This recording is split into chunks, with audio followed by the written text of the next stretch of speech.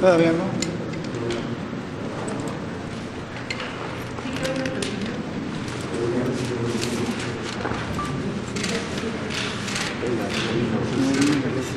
Así estuvo el puente.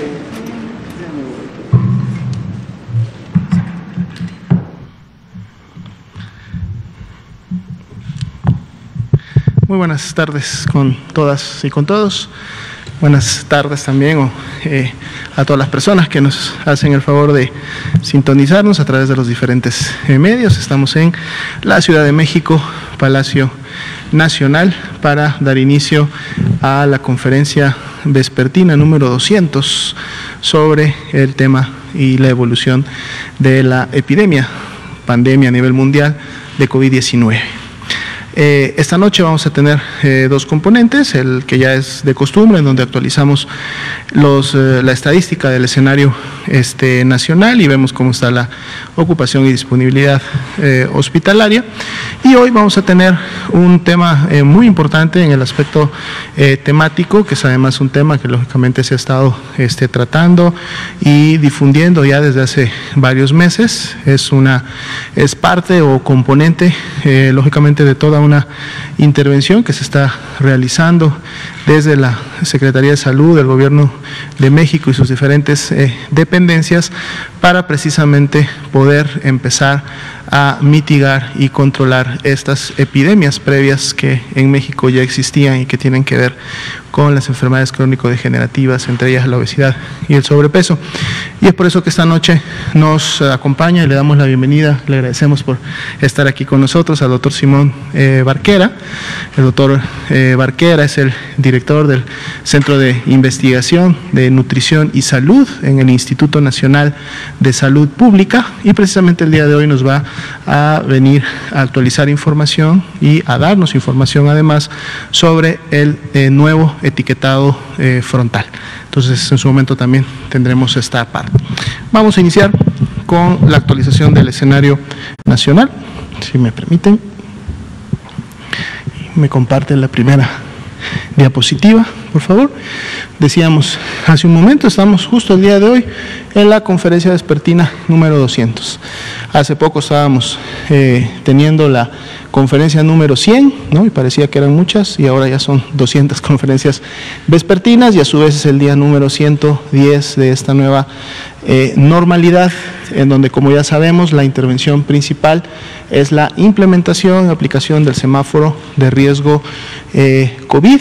Esta semana inició un nuevo semáforo de riesgo el día lunes, el cual se mantendrá vigente también durante la próxima semana, recordando que ahora esta herramienta tiene una vigencia de 2 semanas completas para efecto de que las entidades federativas puedan implementar las actividades, ¿no?, que principalmente tienen como objetivo precisamente modular de forma paulatina, de forma ordenada, el regreso a las actividades en el espacio público, el regreso a las actividades sociales, teniendo siempre presente que hay permanentemente un nivel de riesgo. Estamos hablando de que este nivel está siempre en un momento determinado marcado por un color. Ninguno de los colores es cero riesgo, todos son riesgos que van desde un máximo, un riesgo alto, un riesgo moderado o un riesgo bajo, pero finalmente un nivel de riesgo. De ahí la importancia de siempre atender las indicaciones que nos están dando en los niveles municipales, en los niveles estatales, en relación a qué se puede hacer, en qué magnitud, con qué aforo y qué actividades definitivamente todavía no pueden ser o no deben de llevarse a cabo en función de que este riesgo entonces pudiera incrementarse. Vamos entonces a actualizar el escenario nacional, si me permiten la siguiente diapositiva. Para el día de hoy, después de que tuvimos la última actualización pública o en este foro el día lunes, recordando que tanto el martes como el miércoles esta información se publicó en el comunicado técnico, que todos los días a las 8 de la noche lo encuentran ustedes en las páginas oficiales de la Secretaría de Salud.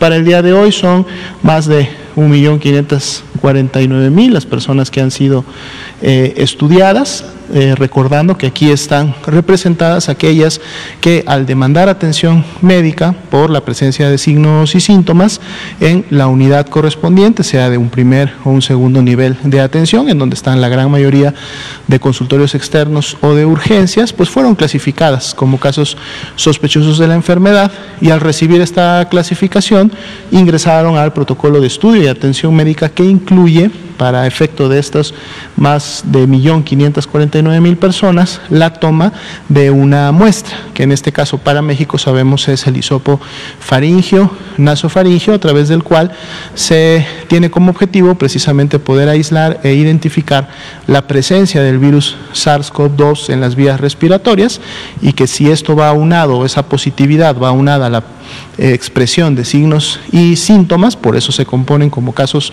sospechosos, entonces estaríamos ante un caso confirmado de COVID-19, y así ha sido en 684.113 personas hasta el momento, que son precisamente los casos confirmados acumulados que se han registrado en el sistema de vigilancia epidemiológica de las enfermedades respiratorias, al cual contribuyen todas las unidades en el país de los diferentes sectores en las 32 entidades federativas. Pero así también el 51% de este grupo total de personas dio negativo a la prueba, por lo tanto fueron descartadas como caso de COVID-19, recordando que precisamente el porcentaje de positividad es el que nos informa en semana con semana que proporción de personas que están presentando signos y síntomas respiratorios corresponden a aquellos causados por el virus SARS-CoV-2.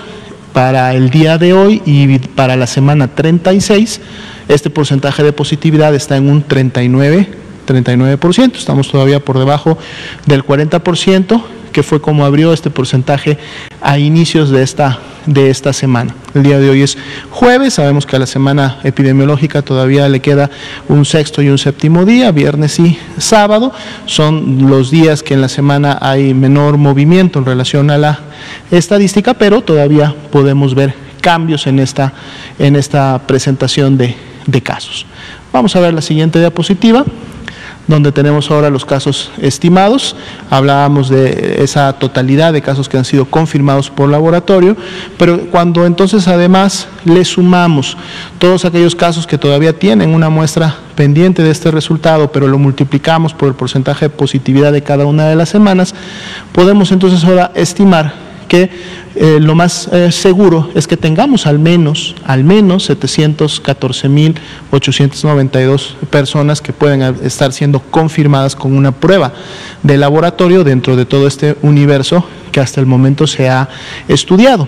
Y este número de casos estimados, estas más de 714.000 personas, están a su vez representadas, graficadas por semana epidemiológica en la que iniciaron sus signos y síntomas de enfermedad en la curva de color azul que tenemos hasta la parte superior. Y como hemos estado observando en el día a día a través de estas conferencias, pues bueno, desde la semana 30 iniciamos precisamente un descenso que ha tenido diferentes velocidades en función de esa bajada. Hemos tenido mesetas, de hecho nos estamos acercando a una nueva meseta entre la semana 35-36, el día de hoy el diferencial para esas 2 semanas es de menos 2%, y dado que nos quedan 2 días más, pues para el sábado pudiéramos a lo mejor estar alcanzando una nueva meseta, y veríamos el domingo, que es cuando vamos a graficar la semana 37, si esa meseta continúa o volvemos a tener un descenso, que sería en todo caso lo esperado.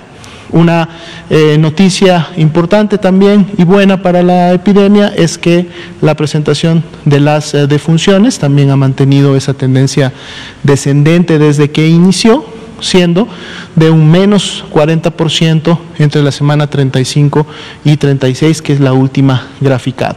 Y finalmente, de esta gráfica siempre también hacemos énfasis en el porcentaje de los casos activos estimados, que dado que son las personas que iniciaron con signos y síntomas de la enfermedad en los últimos 14 días, representan precisamente la epidemia activa en México.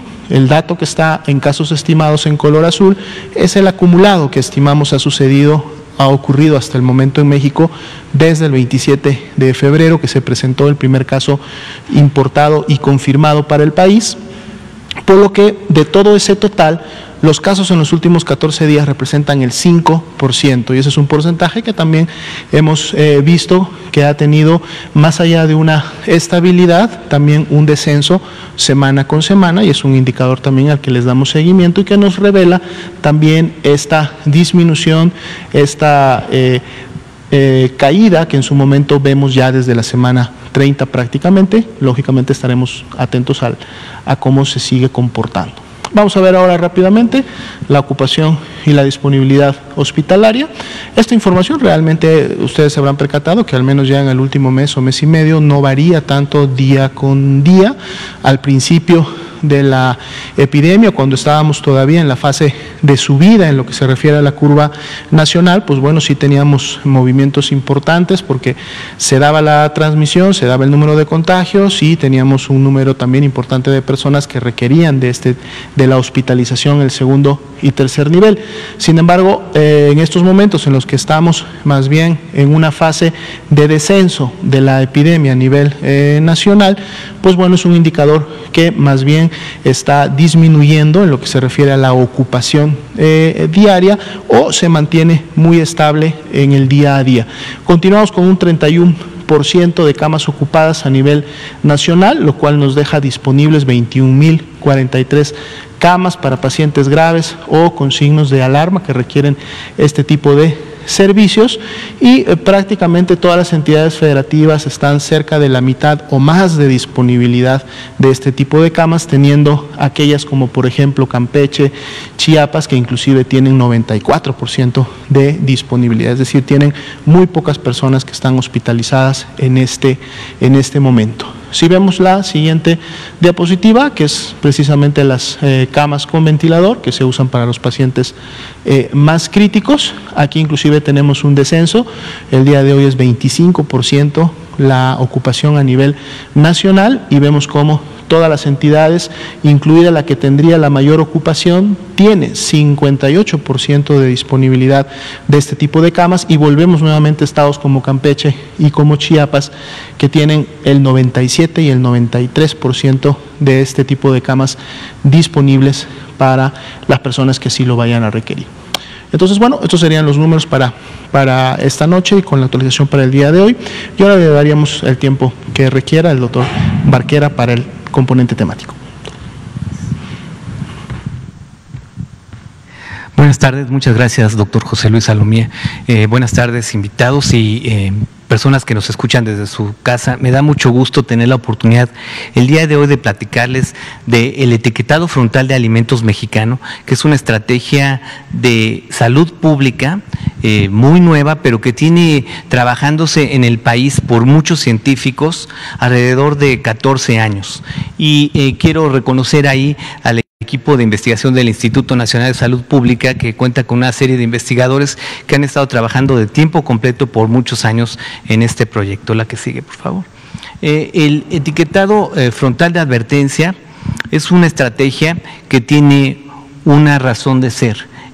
¿Para qué sirve? Sirve para evaluar de una forma muy rápida la calidad de los alimentos. Esto es muy importante en el contexto de los estilos de vida actuales, muy apresurados, con poco tiempo, con mucho trabajo, con muchas opciones, y el que se pueda evaluar rápidamente un producto es muy importante. Que este etiquetado sea entendido por casi toda la población es muy importante, no solo por los que tienen una ingeniería o un grado de nutrición, tiene que ser entendido por la mayor parte. Si se puede entender por los niños es formidable, es un etiquetado muy útil. También que sea claro, que no genere confusión y que permita hacer elecciones más saludables de productos, y que facilite entonces la reformulación de productos. Todos estos cambios en la conducta del consumidor pues pueden de alguna manera ser un incentivo adecuado para que la industria que produce productos con ingredientes no saludables pues los reformule.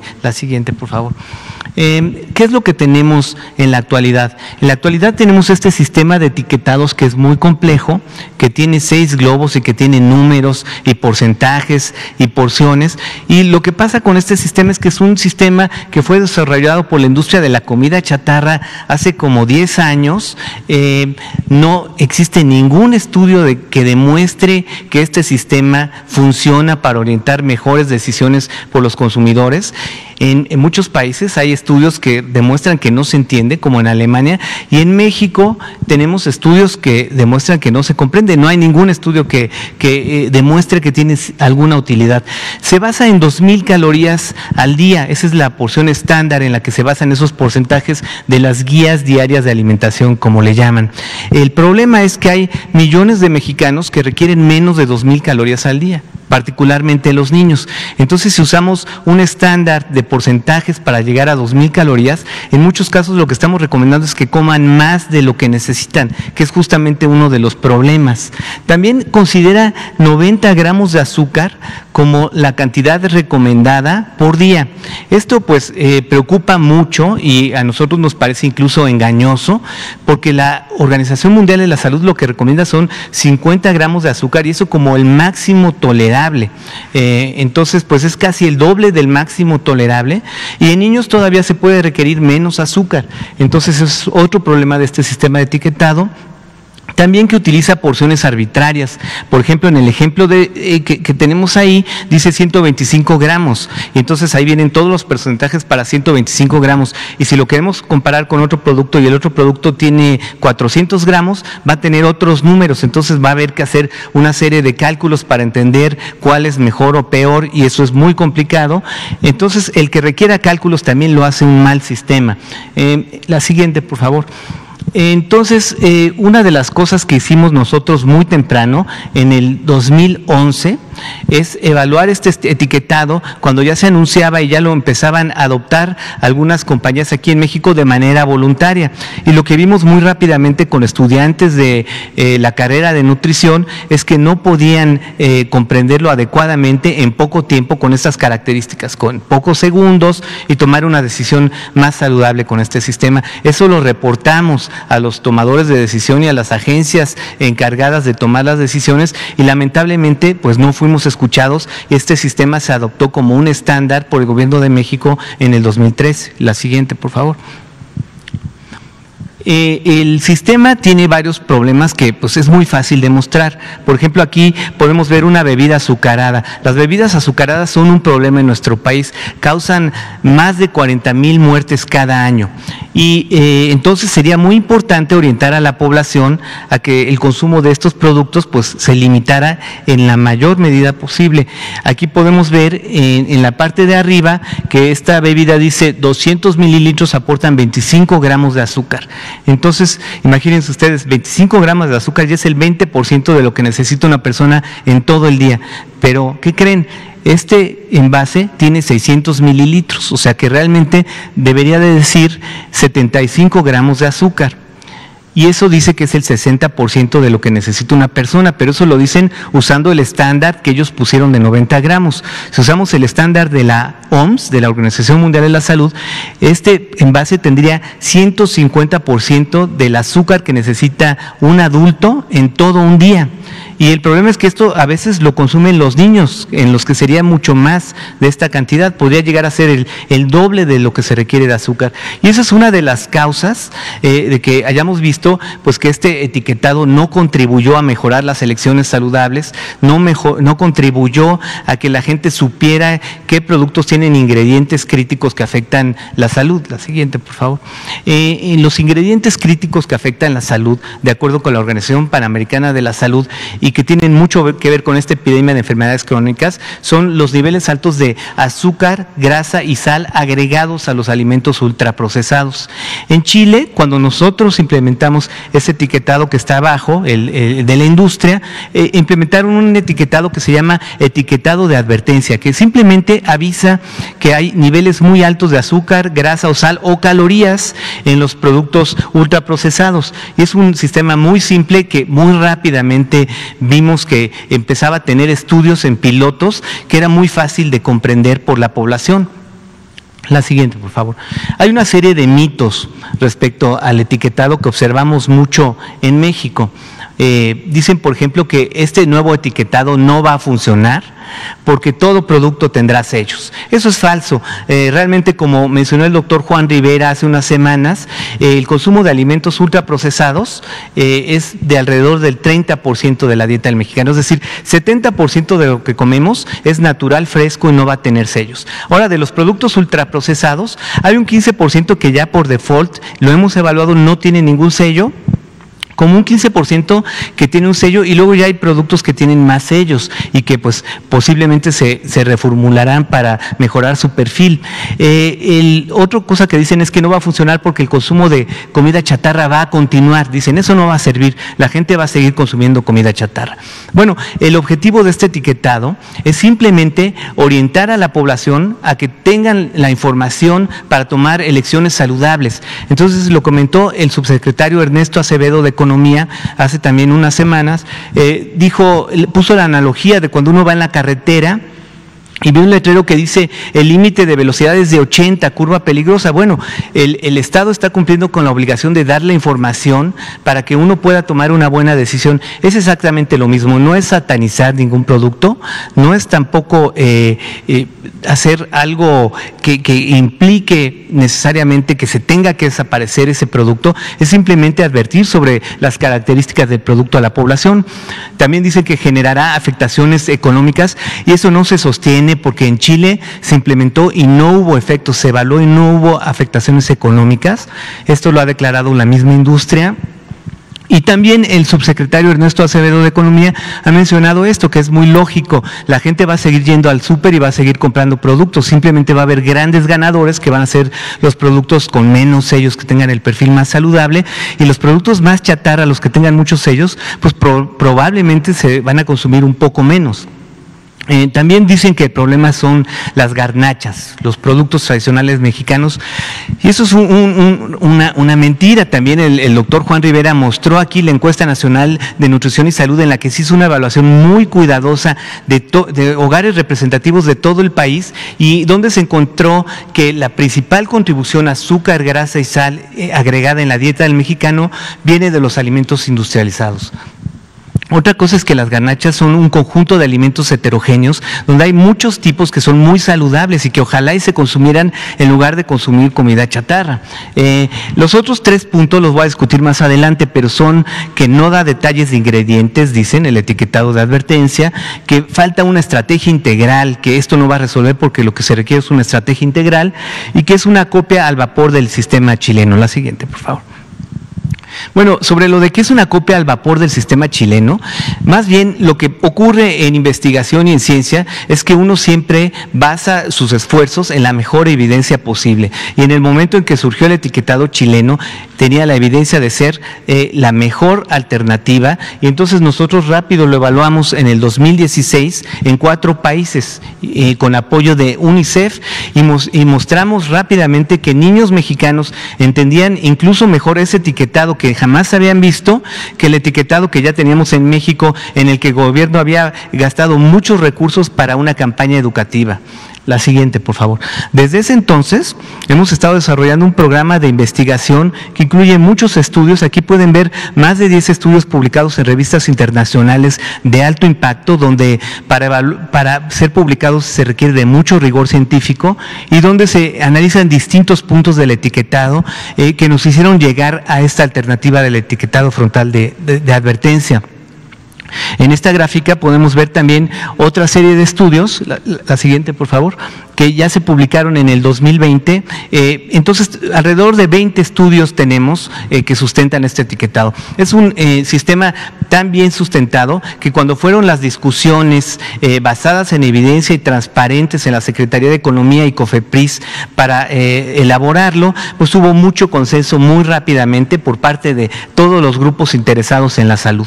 Y aquí se puede ver cómo quedó el etiquetado mexicano. Es muy parecido al chileno, pero tiene algunos elementos nuevos. nuevos que los voy a describir más adelante, pero lo más importante es que advierte sobre exceso de calorías, exceso de azúcar, grasa saturada, grasas trans y también de sal, que viene expresada como sodio. Entonces pueden ver la comparación de este sistema, que además desde lejos se puede apreciar en comparación con el sistema anterior, con muchos números y porcentajes. La siguiente, por favor. Algunas de las ventajas que tiene el nuevo sistema también son la tabla posterior. Se dice que el nuevo sistema no da detalles, pero yo lo que les quiero decir es que da detalles y los da de una manera que ahora sí va a permitir que comparemos los productos. Por ejemplo, ahí pueden ver que en la segunda columna dice por 100 gramos o 100 mililitros, es decir, van a estar las unidades estandarizadas. Antes, si uno agarraba un juguito de una marca y era de 125 mililitros, traía una información de calorías y luego el otro decía 200 mililitros, entonces pues traía otra información, pero era distintos tamaños. Entonces es muy difícil que una persona en poco tiempo llegue y compare 5 productos y puede escoger el mejor o saber cuál es el peor. Ahorita ya se obliga a que haya un estándar que permita una comparación. Otra cosa que hacía la industria es que escondía los tipos de azúcares. Hay azúcar de caña, hay azúcar de alta fructosa, hay sacarosa, otros tipos de azúcar, y eso se ponían en la fórmula. Entonces si uno quería decir, bueno, yo quiero un producto bajo en azúcar, pues se veían puros números muy pequeñitos. Ahorita en el nuevo etiquetado va a haber una sección de azúcares añadidos y ahí van a tener que poner todos en orden ascendente y cuántos suman en total, y eso va a ser muy importante porque pues el consumo de azúcar añadido es uno de los grandes factores que contribuye a la diabetes y a las enfermedades crónicas.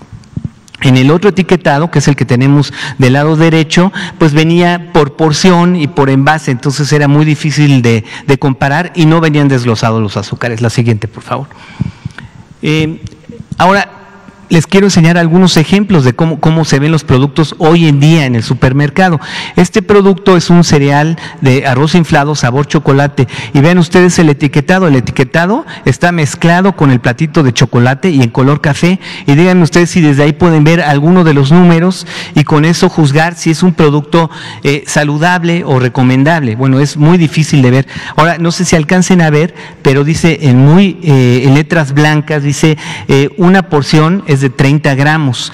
Lo que yo les diré es, en las encuestas nacionales de nutrición hemos visto que las porciones de los niños son de 60 gramos, de más de 60 gramos. Es decir que esta tabla, si dice 30 gramos, la tendría que multiplicar por 2 para saber más o menos cuánto le aporta a un niño. Entonces es muy difícil. Abajo vienen los numeritos para que se puedan ver, porque en el empaque no se pueden ver, y de todas maneras es muy difícil de evaluarlo. Dice que tiene 21.7 porciones por empaque. Imagínense ustedes dividir ese cereal para sacar las 21 porciones de arroz inflado.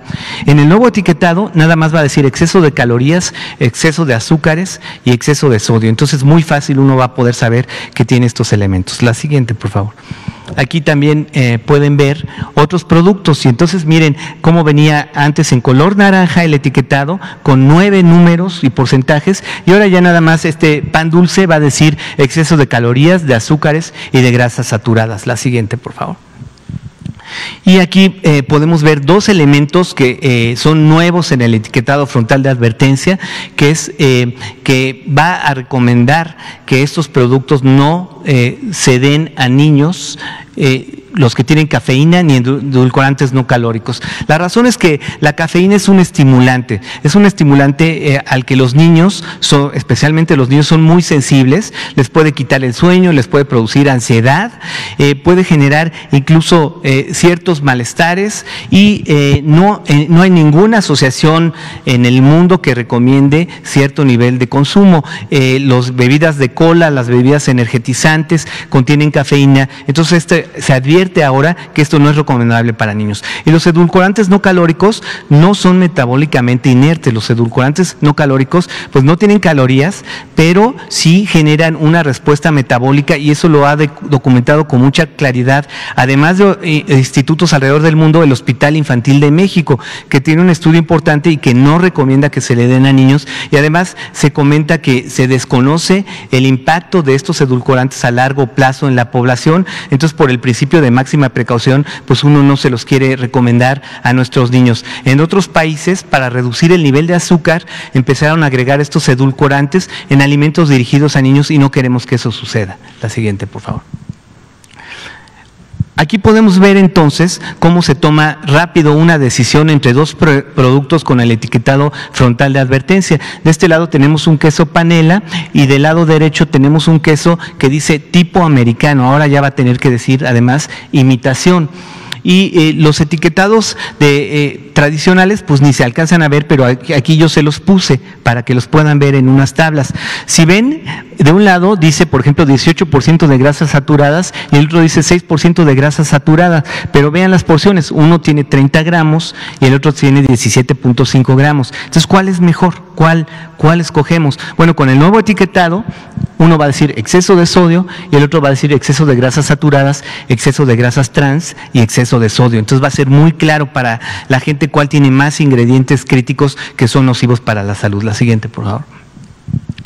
Y aquí les presento 4 etiquetados del GDA, el etiquetado anterior, de harinas para hot cake. Y si ustedes los ven ahí, y esto se lo puedo hacer también a personas que son profesionales de la salud, y es muy difícil saber de forma rápida, así en 15 segundos, cuál de estos tiene el mejor perfil. Uno por acá dice que la porción es de 40 gramos, el de arriba dice que la porciones de 80 gramos, el de acá dice 93 calorías, el de allá dice 83 calorías, es muy confuso. La siguiente, por favor. Ahora miren cómo se ven estos productos, ya se empiezan a ver en el supermercado así. Uno tiene un sello que dice exceso de sodio, el segundo dice exceso de azúcares y exceso de sodio, el tercero también, el cuarto también, y el quinto además dice exceso de grasas saturadas. Entonces yo creo que esto va a permitir que gente que está preocupada por su salud busque los productos que tienen menos sellos o productos sin sellos todavía mucho mejor. La siguiente, por favor. Y aquí podemos ver también que hay productos que nosotros percibíamos como saludables, algunas barras de cereal o algunos cereales que incluso decían que eran pues para personas así como muy deportivas, etcétera, y pues vemos que tienen un muy mal perfil. Imagínense ustedes encontrar productos que tienen 4 sellos, lo que quiere decir, bueno, son productos que están llenos de ingredientes nocivos para la salud, que antes no nos podíamos dar cuenta con ese etiquetado y que ahora pues muy rápidamente vamos a poder decir, pues yo este producto a lo mejor ya no lo voy a andar comiendo todos los días en el desayuno, ¿no? La siguiente, por favor. Y también tenemos el asunto de la microchatarra. En Perú y en Chile, como quedaron exentos los productos muy pequeños de tener el etiquetado, porque decían, bueno, es tan pequeño que no cabe. Y eso lo que hizo fue que la industria generara toda una oferta de microchatarra, se puso de moda la microchatarra. Entonces, nosotros un poco para anticipando eso y por recomendación de estos países, lo que hicimos fue que ideamos un sello pequeño que tiene un número y ese número equivale al número de sellos que le corresponderían al producto chatarra. Entonces aquí tenemos cómo era antes el producto, decía 178 calorías. De este lado dice exceso de azúcares, exceso de grasas saturadas y exceso de calorías. Y si es microchatarra, va a tener un octágono con un número 3, que quiere decir que tiene 3 sellos. Y de todas maneras, toda la información detallada va a estar disponible. Y lo que quiero enseñarles aquí es que esta iniciativa fue de un amplio respaldo a nivel internacional. Hubo agencias como la Organización Mundial de la Salud que felicitó al gobierno mexicano, la OPS, UNICEF y la FAO estuvieron involucradas en el diseño. Hay organizaciones como la Federación Mundial de Obesidad que felicitó a México por este diseño y a los investigadores. También todo el sector de agencias gubernamentales, pues un gran apoyo, y quiero destacar el papel de GISAMAC, que es un esfuerzo que siempre los investigadores y los profesionales de la salud hemos soñado, porque es la forma de integrar a muchas agencias para estos problemas complejos que no son solo responsabilidad del sector salud. Pues ha habido un gran apoyo y a nivel de instituciones de investigación, universidades, institutos también un gran apoyo, y finalmente la sociedad civil, que fue el motor que logró poner esto en la agenda del legislativo, trabajando con los diputados, y que lograron en la Cámara de Diputados conseguir que se aprobara y se modificara la Ley General de Salud para hacer posible esta estrategia. Y finalmente, sociedades profesionales. No hay desacuerdo, no es un etiquetado controversial. La controversia viene un poco de los grupos a los que les gustaba mucho el otro etiquetado, porque pues no informaba y entonces hacía que se consumieran muy bien todos los productos. Quiero entonces concluir por decir que el etiquetado mexicano claro es una estrategia de salud pública, es parte de la política integral de obesidad. Es una gran oportunidad, además de articular otras estrategias de esa política integral. Si nosotros pensamos qué queremos que los niños consuman en la escuela, lo podemos articular. Productos que no tengan sellos. ¿Qué queremos que haya en los desayunos escolares? ¿Qué queremos que sea susceptible de impuestos para desincentivar su consumo? ¿Qué queremos que se promocione en campañas de alimentación y que no se promocione? ¿Y qué queremos en los programas de ayuda alimentaria? ¿O cómo articulamos orientación alimentaria fácil? Bueno, para eso va a servir este etiquetado, desde luego para regular la publicidad dirigida a niños y en puntos de venta, que es muy agresiva y que también gracias a este etiquetado no va a poder venir en el empaque, pero puede llegar más allá. Puede ser que los productos pues que tengan muchos sellos no se puedan poner en los puntos de venta a una altura donde claramente van dirigidos al consumo de los niños, que son la población que queremos proteger. Entonces, en resumen, pues este etiquetado va a mejorar las elecciones de la población y va a ser una herramienta que va a permitir que respondamos mejor al gran reto que estamos enfrentando de COVID y a la gran carga que tenemos por enfermedades crónicas. Muchas gracias. Muchas gracias, doctor Barquera. Sin duda una herramienta de suma importancia para la toma de decisiones a nivel de la población, en cómo aquellos, sobre todo, que están interesados en mejorar su calidad y su estatus de salud, pues puedan hacerlo de una manera más informada, ¿verdad? Muy bien, pasamos al espacio de preguntas y respuestas. Levantaron la mano primero allá atrás, luego venimos para acá, luego aquí, usted. Gracias, doctor. Buenas tardes. Karina Aguilar, del diario 24 Horas. Preguntarle, ante esta sindemia que puede darse a partir de octubre con COVID e influenza, ¿ya tienen una estrategia de vacunación contra la influenza? ¿Se va a adelantar la vacuna precisamente como se había advertido? ¿Y a qué sectores va a ir enfocada, por un lado? En tanto, también preguntarle si el Instituto Mexicano del Seguro Social les comentó a ustedes sobre esta estrategia que tiene para realizar pruebas rápidas y distinguir entre COVID e influenza, y de esa manera poder actuar para el tratamiento de ambas enfermedades. Saber si estas pruebas rápidas que pretende hacer el IMSS las consultó con ustedes o son de las pruebas rápidas que ustedes han reiterado en este espacio que no funcionan. Gracias. Claro que sí, con mucho gusto.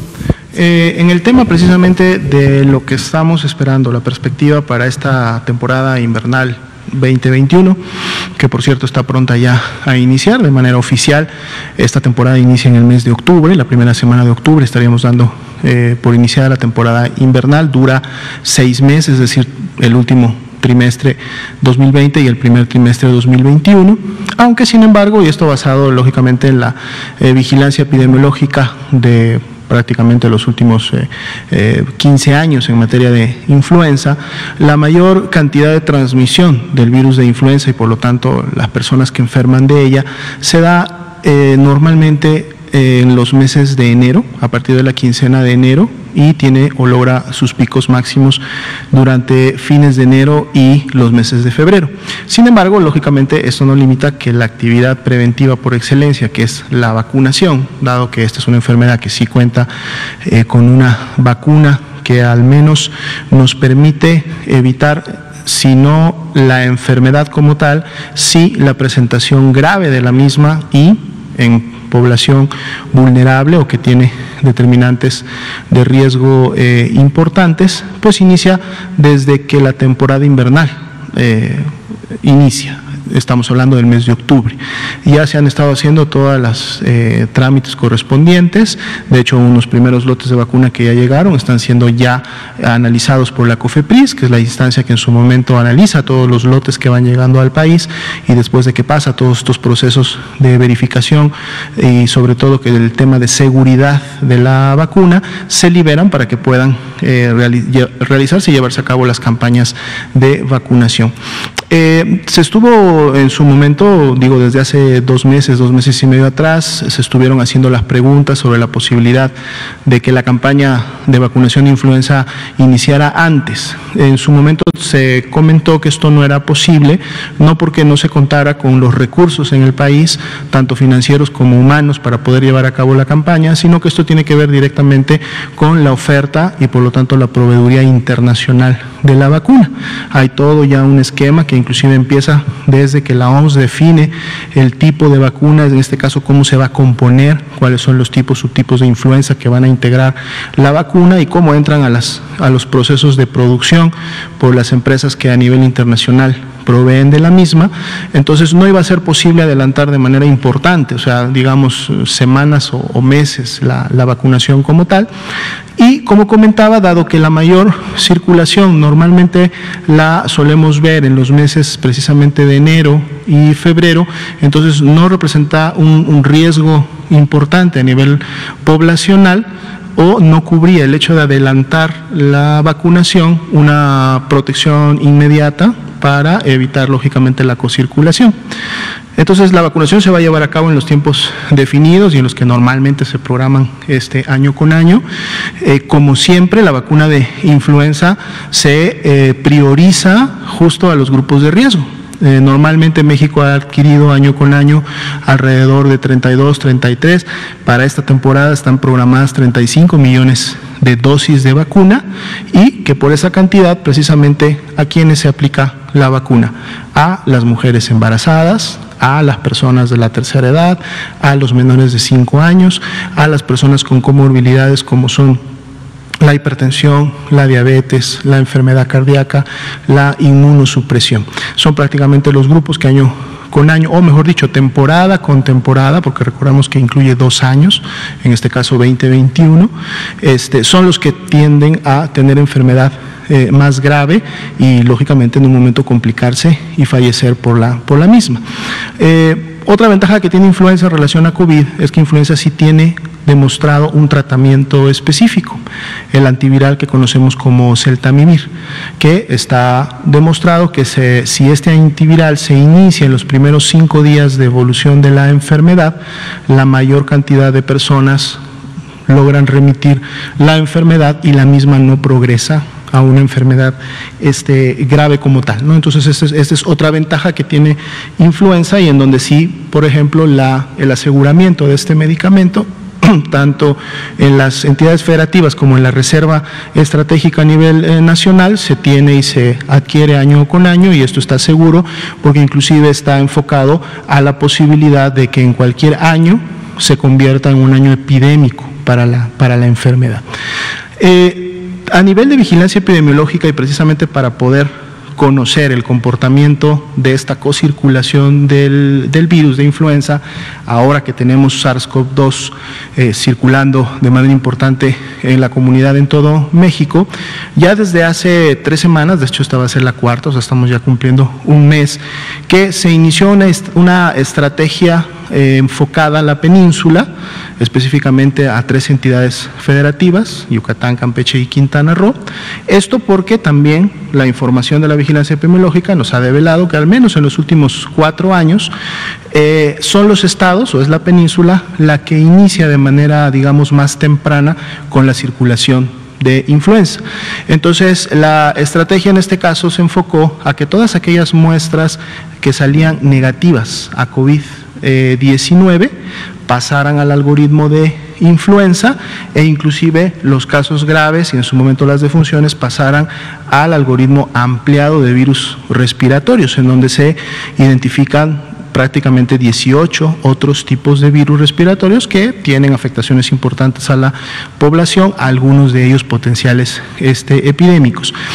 De lo que se lleva de la estrategia hasta el momento de este mes, no se ha identificado una circulación importante en la península, al menos todavía, de influenza como tal. De hecho, de estas muestras negativas a COVID-19, ni siquiera el 1% de ellas ha dado positivo a influenza. Es decir, en todo caso estamos viendo una carga inclusive menor que la que normalmente vemos en la temporada interestacional, que es la que se da durante el verano de influenza a lo que veíamos en años anteriores. Esta estrategia también tenía como objetivo poder realizar un piloteo y definir la estrategia nacional que vamos a implementar ya no solamente en estos 3 estados de la península, sino en las 32 entidades federativas, en donde precisamente influenza forma parte de los virus a vigilar durante la temporada invernal. Si ustedes recuerdan, dentro del modelo de vigilancia epidemiológica de la enfermedad respiratoria aguda, se diseñó precisamente en ese contexto porque no pretende solamente identificar una sola enfermedad o un solo virus, sino todas aquellas que en su momento pueden estar siendo producidas por virus respiratorios. Entonces, en todas las entidades se va a aplicar un algoritmo para el cual los resultados negativos a COVID-19 van a ser ingresados a este panel ampliado viral, con el cual entonces vamos a poder empezar a conocer qué tanto influenza empieza a generar problemas en la población, cuál será su magnitud, cómo llevar a cabo su afectación en función de la presentación clínica y de la evolución de los casos. ¿Qué hemos visto hasta ahora? Recordemos que mientras nosotros estamos cerrando nuestra temporada de verano aquí en el hemisferio norte, el hemisferio sur está en invierno y el hemisferio sur además está inmerso en su epidemia, en su pandemia de COVID-19. Por lo tanto, mucha de la información que estamos obteniendo del cono sur, sobre todo los países hermanos de Sudamérica, está sirviendo para en su momento evidenciar qué sinergias o no, o qué en su momento afectaciones comunes o potencializadoras pudiera estar generando la coinfección o la cocirculación, porque igual también es un dato que no se ha evidenciado completamente. Si uno definitivamente puede infectarse de ambos virus, finalmente están circulando y pueden estar en las vías respiratorias, pero si en un momento alguno de ellos, vamos a decir, tendría mayor oportunidad o tendría mejores condiciones para desarrollar la enfermedad, que en este caso sería o COVID-19 o influenza. Hasta el momento lo que se ha visto en el hemisferio sur es que tampoco influenza ha estado circulando de una manera importante, por lo menos esta es la información que a través de la Organización Panamericana de la Salud y del Reglamento Sanitario Internacional hasta el momento hemos tenido. Pero estamos preparando y esperemos estar completamente listos para iniciar nuestra temporada invernal y poder estar siempre definiendo no solamente las mejores intervenciones, sino las recomendaciones que en su momento se deben emitir para el tratamiento y seguimiento de los pacientes. En el tema del IMSS, yo tuve la oportunidad de escuchar las declaraciones del maestro Zoé Robledo cuando hablaba en relación a estas pruebas rápidas. Él hablaba de las pruebas rápidas que se toman en la cama de los pacientes, que se toman a pie de cama, decía de los pacientes. Estas son conocidas a nivel internacional como pruebas que se hacen point of care, que se hacen en el punto del cuidado o en el punto de atención, pero son pruebas PCR, no son pruebas rápidas o no son de las pruebas que comúnmente están basadas en la detección de antígenos, anticuerpos o otras sustancias que en su momento son las rápidas que definitivamente la Secretaría de Salud tiene la posición de decir no se deben de utilizar, no para la vigilancia epidemiológica, no para el diagnóstico clínico de los pacientes, pero estas pruebas point of care en su momento son PCR y también las denominan rápidas porque precisamente tienen la ventaja de que su resultado se da en minutos, es decir, realizan la reacción en cadena de la polimerasa, pero lo hacen a través de una tecnología y lógicamente esto requiere de la inversión tanto en el equipo, o sea en las herramientas, en el equipamiento correspondiente, como en su momento en los insumos que son específicos para este tipo de instrumentos y que por cierto también han sido planteados en otros sectores, incluyendo en la CINSAE, como una opción que precisamente en pacientes graves o en donde se necesita definir un esquema terapéutico que pudiera ser diferente entre influenza y COVID-19, dado que uno no tiene un tratamiento específico, el otro sí, pero además dependiendo de las complicaciones que finalmente cada uno produzca, pues podría ser muy útil tener este resultado en esos primeros minutos que el paciente está presentando las complicaciones y que ayude entonces a los clínicos a definir. Pero reitero, dado que esto requiere una inversión en lo ya comentado, no sería algo que necesariamente pudiera estar disponible como tal en todos los servicios de atención médica, pero sí dejar claro que nosotros entendemos que no se refieren a las pruebas rápidas de antígenos anticuerpos, sino a esta prueba rápida de point of care. Muy bien, habíamos dado la palabra aquí. Por favor. Gracias.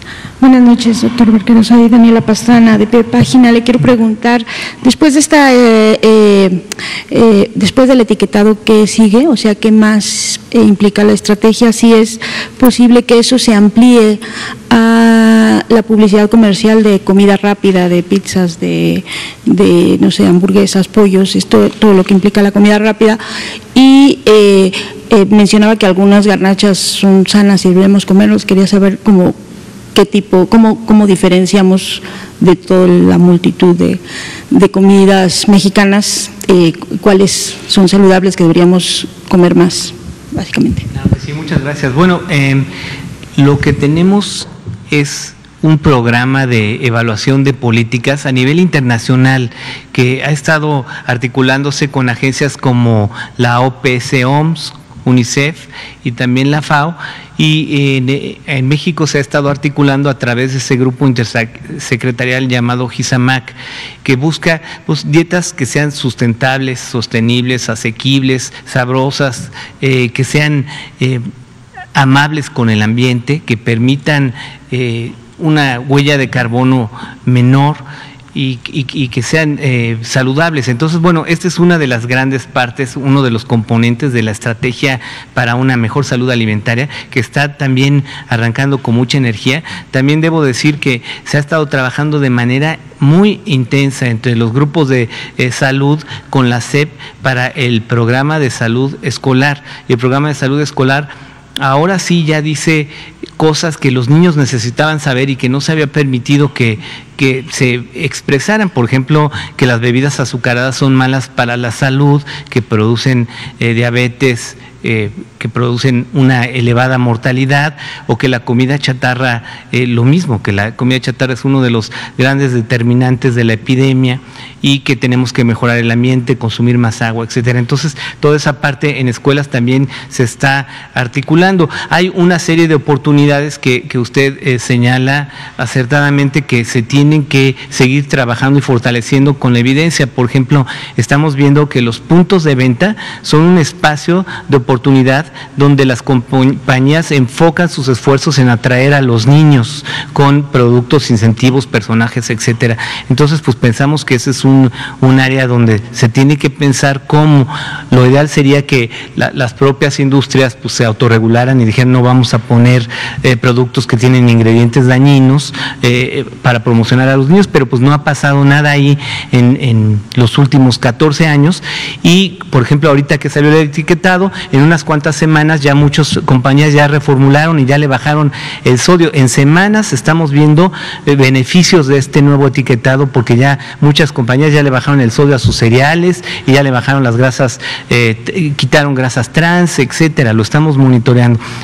Otras cosas donde hay una gran oportunidad efectivamente es en comunicar en las grandes cadenas el contenido calórico de sus menús. Eso es algo que desde luego que puede contribuir a la orientación alimentaria y es muy deseable, y se tiene que ir buscando la forma de articularlo. Y todas las otras oportunidades que yo comentaba de la estrategia: orientación alimentaria, campañas, desayunos escolares, en las comunidades, alrededor de las escuelas, todo el ambiente alimentario pues puede buscarse que sea más saludable y con menos presencia de estos productos malsanos. En cuanto a la comida tradicional mexicana, pues es impresionante lo saludable que es.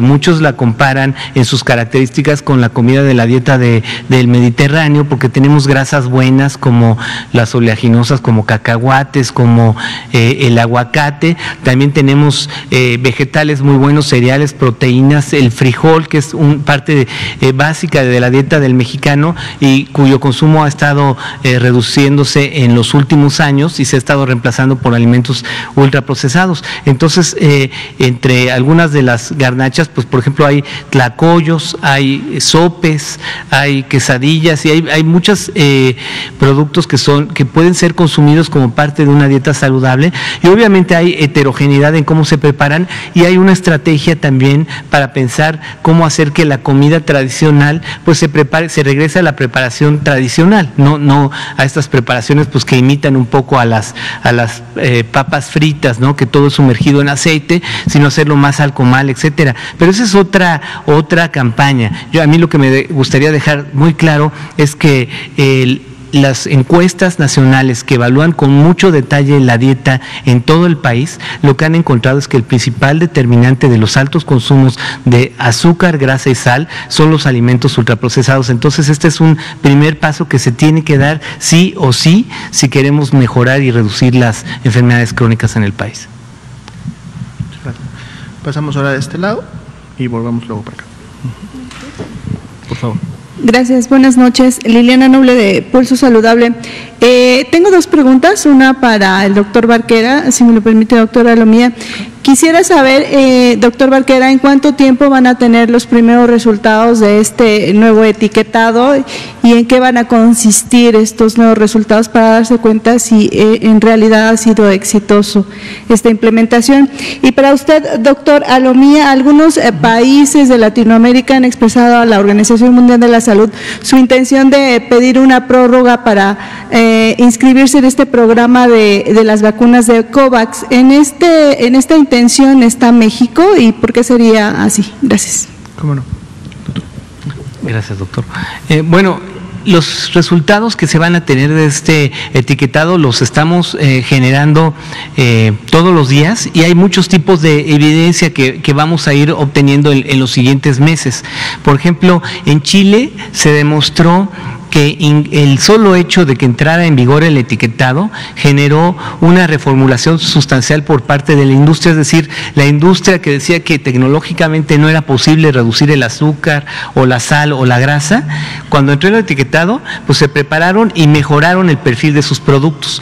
Entonces este tipo de efecto lo estamos observando acá, y pues muy pronto vamos a poder documentar en México cómo este etiquetado hizo que se reformularan algunos productos para no verse tan feos con los sellos, y eso ya va a ser un gran beneficio. Otra cosa que vamos a evaluar van a ser las campañas educativas en niños en el programa de salud en tu escuela, y vamos a ver cómo los niños interpretan este etiquetado. Se ha visto en otros países también que los niños son un motor muy importante de las elecciones al interior del hogar, entonces es muy importante que ellos lo aprendan a utilizar, y en Chile lo aprendieron a utilizar, y acá en nuestros estudios piloto los niños lo utilizan muy bien. A los niños les encanta ir al súper, identificar los sellos, y ya no quieren comida que tenga muchos sellos, entonces eso también lo vamos a evaluar. Y finalmente, a largo plazo, y esto ya toma más tiempo, posiblemente en 1 o 2 años, vamos a poder ver el impacto que tiene sobre el consumo de estos alimentos el etiquetado, controlando para la reformulación, y eso va a ser un impacto muy bueno, porque eso es lo que queremos, nada más demostrar que mejora las elecciones y que es una estrategia más. A veces dicen, bueno, pero ¿cuándo va a demostrar que redujo la obesidad? No es una estrategia, solo es parte de una política más grande, pues no puede por sí sola demostrar un impacto en obesidad, pero lo que sí sabemos es que si se reducen un poquito las calorías, solo la cuarta parte de una latita de refresco, la cuarta parte, pues con eso sería suficiente en 5 años para generar ahorros por 39,000 millones de pesos, y para disminuir niveles de índice de masa corporal equivalentes a obesidad, pues por más de 1 millón de personas. Sí, desde luego eso sería un éxito.